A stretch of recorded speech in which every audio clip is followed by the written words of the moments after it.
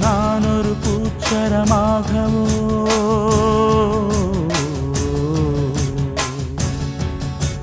நீழ்குழல் மீதினில் ஆடவோ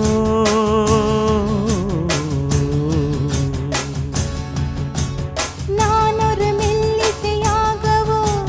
நாளும் முன்னாவினில் ஆடவோ நான் படிக்கும் தமிழ் கீர்த்தனங்கள் இங்கு நாள்தோறும் முந்தன் சீர்பாடும் பூங்கரத்தில் பசும் பொன்னிறத்தில் வளை கூத்தாடும் முந்தன் தேர்பாடும்